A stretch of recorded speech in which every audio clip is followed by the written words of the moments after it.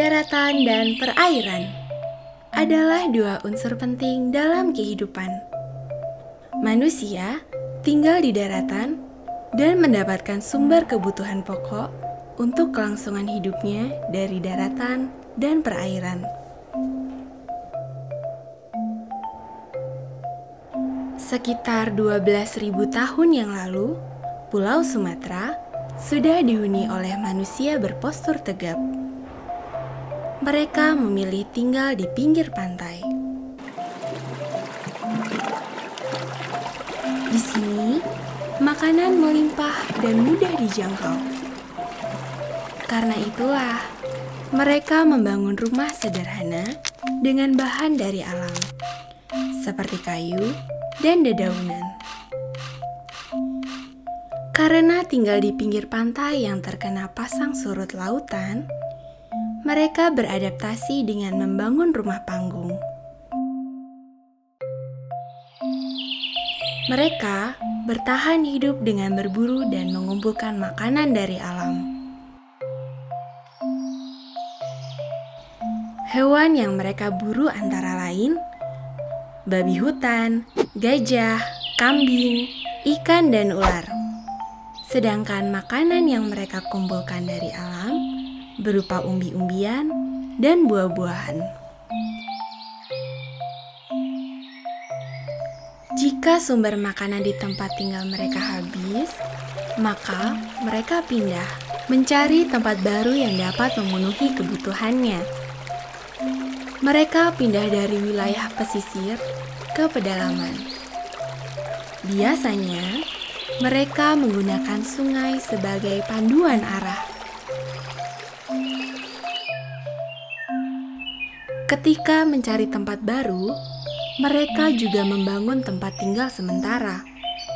Tempat tinggal sementara ini biasanya berada di dekat sungai.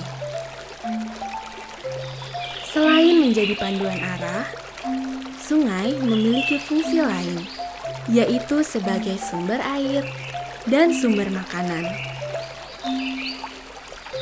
Ekosistem sungai dapat memenuhi kebutuhan pangan mereka sebelum ditemukan tempat baru yang layak mereka huni. Semakin banyak anggota, semakin cepat pula sumber makanan dan ruang habis. Maka, diperlukan pembagian anggota agar kebutuhan mereka tetap terpenuhi.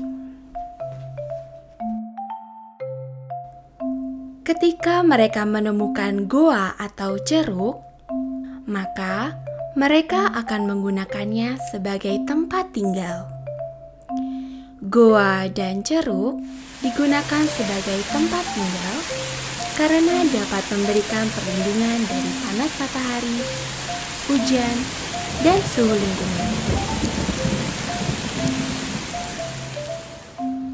Pada umumnya, goa dan ceruk yang mereka pilih berada dekat dengan sumber air seperti sungai maupun danau.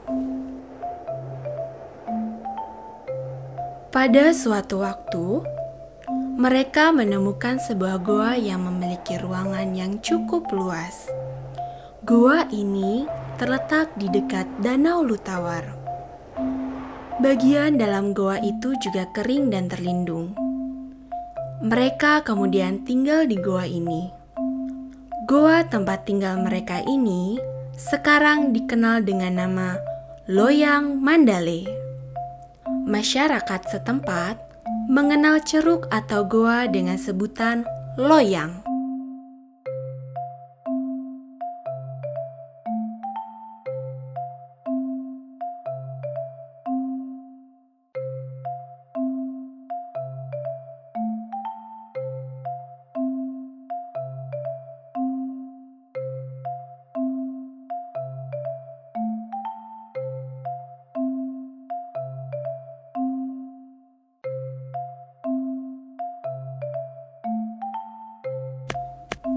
Kelompok manusia ini juga sudah mampu membuat beberapa peralatan sederhana. Peralatan-peralatan ini digunakan untuk membantu kehidupan sehari-hari. dan dibuat dengan memanfaatkan bahan-bahan yang mereka temukan di sekitar mereka, seperti kayu, batu, cangkang kerang, dan tulang binatang. Mereka juga membuat kapak dari bahan batu kali. Kapak dibuat dengan cara memecahkan batu pada beberapa bagian untuk mendapatkan bagian tajamnya. Selain itu, mereka membuat jarum dari tulang binatang dan membuat pisau dari cangkang kerang dan batu tajam. Agar kapak lebih mudah dipegang dan digunakan, mereka kemudian menambahkan tangkai dari kayu. Selain mengenal peralatan sederhana, mereka juga sudah menggunakan api untuk memperkuat atau mengawetkan peralatannya. Mereka juga menggunakan api untuk mengolah hasil buruannya agar lebih mudah dikonsumsi.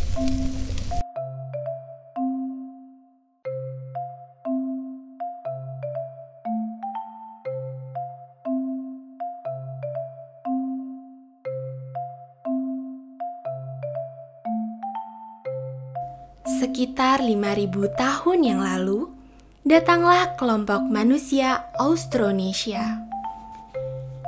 Postur tubuh mereka berbeda dengan kelompok manusia yang lebih dahulu tinggal di loyang Mandale.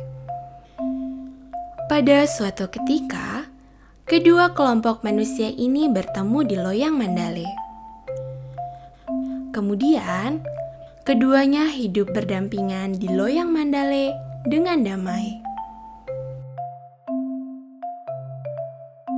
Kelompok manusia Austronesia ini menggunakan beberapa peralatan baru, seperti gerabah dan anyaman. Mereka menggunakan gerabah sebagai wadah air, wadah makanan, dan juga keperluan religi. Mereka juga sudah membuat pola hias pada gerabah dengan cat warna merah. Ada juga gerabah yang dihias dengan cara digores. Pada masa ini, kegiatan manusia masih sama dengan masa sebelumnya, yaitu mencari bahan alat batu di sekitar sungai dan memancing ikan di Danau Lotawar. Selain alat dari batu, mereka juga membuat alat dari bahan tulang dan kayu. Peralatan batu masih menjadi peralatan utama. Hanya saja, bentuk dan cara pembuatannya berbeda dengan kelompok manusia sebelumnya. Mereka membuat kapak model baru yang sudah digosok halus dan bertangkai. Walaupun begitu, mereka masih menggunakan kapak model lama. Mereka membuat perhiasan dan manik-manik dari kulit kerang, tulang, dan gigi hewan. Manik-manik ini dibuat dengan melubangi tulang atau kulit kerang. Perhiasan tidak hanya sebagai penambah keindahan, tetapi juga sebagai pelindung dari roh jahat. Selain berburu dan menangkap ikan, mereka menanam umbi-umbian di sekitar tempat tinggal mereka. Umbi-umbian yang mereka peroleh dimasak terlebih dahulu sebelum dikonsumsi.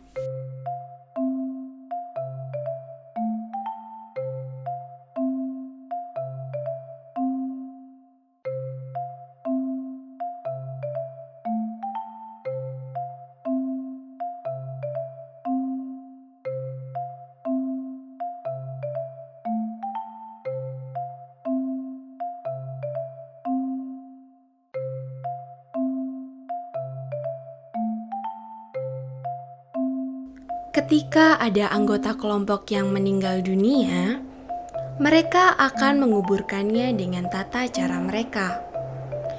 Mayat diperlakukan sama seperti ketika masih hidup. Penguburan dilakukan dengan membuat lubang kubur berbentuk oval dan melipat kaki mayat disertai bekal kubur. Ada juga yang seluruh jasadnya ditutup dengan bongkahan batu besar. Selain itu, ditemukan juga penguburan bersama laki-laki dan perempuan yang berkerabat dalam satu liang kubur. Ada juga penguburan dengan meletakkan jasad menghadap ke timur dan kaki di bagian barat, ataupun sebaliknya. Peletakan mayat dilakukan berdasarkan kepercayaan mereka tentang siklus matahari, terbit di timur dan terbenam di barat. Terbit matahari dipandang sebagai kelahiran, sedangkan terbenamnya matahari dipandang sebagai kematian.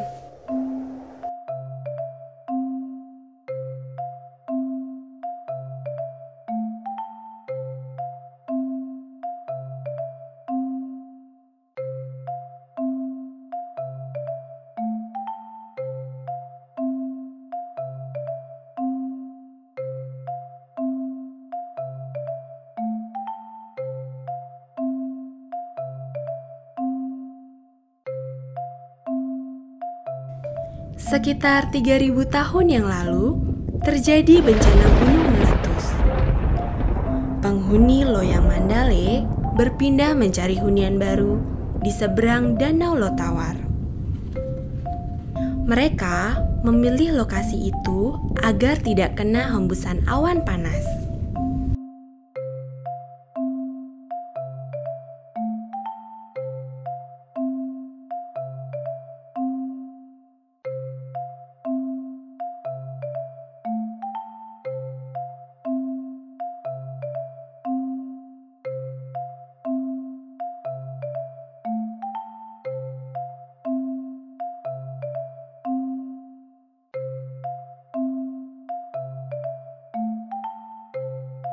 Kemudian sekitar 2000 tahun yang lalu, datanglah kelompok lain yang bertempat tinggal di sekitar Danau Lotawar. Mereka memiliki teknologi dan cara hidup yang sama dengan kelompok manusia sebelumnya. Contohnya, mereka masih mencari tempat tinggal di goa-goa dan alam terbuka. Kehidupannya masih sama, berburu dan menangkap ikan, serta menanam umbi-umbian. Kelompok manusia ini membuat tembikar dan anyam-anyaman semakin maju, terutama dalam menghias tembikar dengan cara poles dan gores. Tembikar yang berwarna hitam merupakan teknologi yang khas yang berasal dari masa sebelumnya. Tembikar ini dibuat dengan cara melapisi permukaan tembikar dengan bahan-bahan alami. Berbagai bentuk wadah tembikar yang dihasilkan mempunyai ciri khas, yaitu pola hiasnya menutup seluruh permukaan wadah tersebut.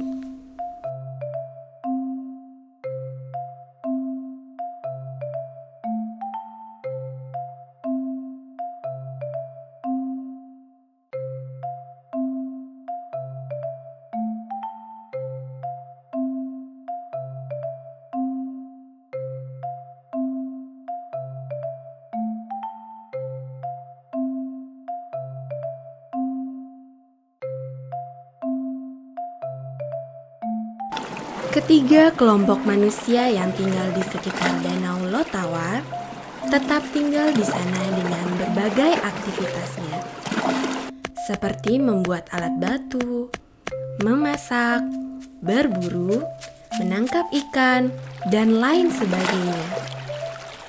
Mereka hidup bersama-sama di dalam satu kawasan di sekitar Danau Lutawar. Hidup bersama menjadikan mereka berbaur, baik manusianya maupun kebudayaannya. Seiring berjalannya waktu, berbagai kelompok berbaur menjadi satu dan membentuk masyarakat etnis Gayo.